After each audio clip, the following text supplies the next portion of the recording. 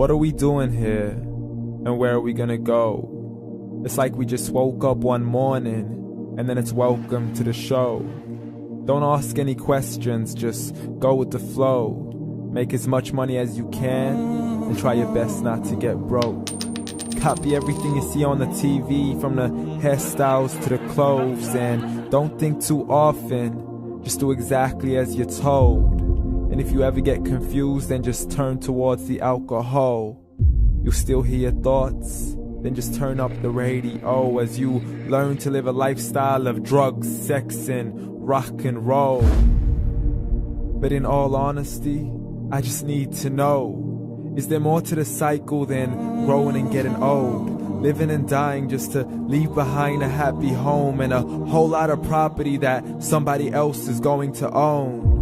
I just really need to know before the casket's closed, 'cause I'm not willing to gamble with my soul, nor am I ready to take any chances. These are just simple life questions and I'm just searching for some answers. Like, what are we doing here? And what is our purpose? How did we get here, and who made us so perfect? And what happens once we go, or is this world all really worth it? Questions we don't answer because apparently we don't really have to. There's no purpose to this life and our existence is merely natural. Then in that case, please let me ask you, did you create yourself or was it somebody else who had fashioned you? 'Cause you're a being that's impeccable, faultless and unparalleled. You're a product of supreme intelligence and I'm merely being rational. For there isn't a camera on this earth that can come close to the human eye, nor a computer that can compete alongside the human mind. And if the whole world was to come together, we wouldn't be able to create a single fly.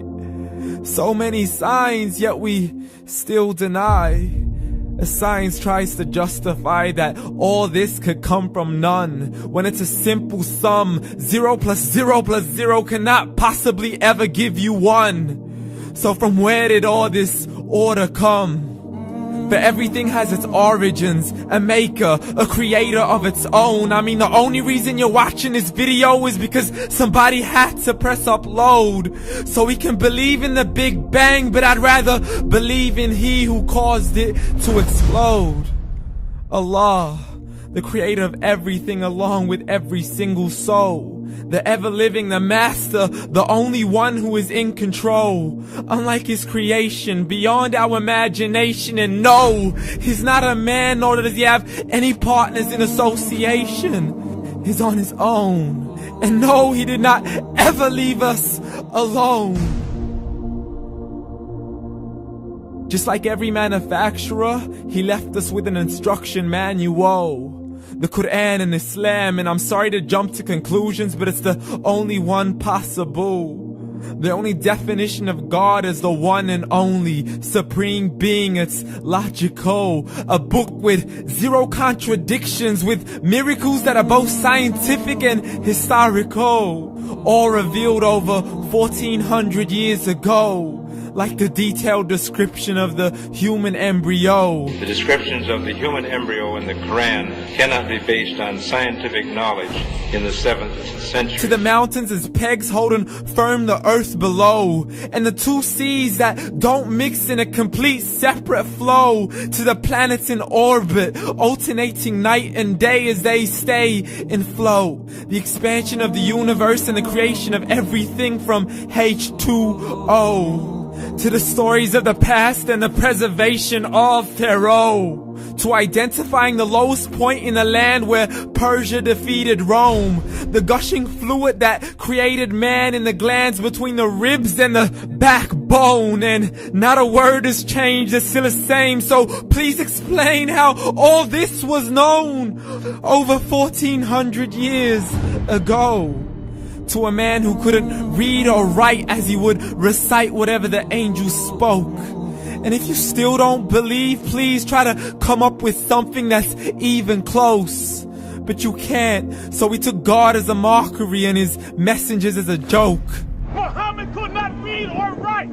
How's somebody who can't read or write gonna start a religion? Dismissed his scriptures as legends and tales of the ancient folk as we live life according to our whims, desires, and hopes. saying this life is the only home we will ever know. We will live then die then simply turn to bones. YOLO! Correction, after the grass dies, the rain arrives and it regrows, and Allah promises to do the same thing to your very soul and bring you back from your very fingertips to your toes, as the all-seeing supreme being watches us so close, and we are surely being tested in our wealth, our health, and our self, and everything that we've been blessed with. So believe, for we will surely be resurrected and be brought back to our Lord and account for every single deed, as He hands us our books and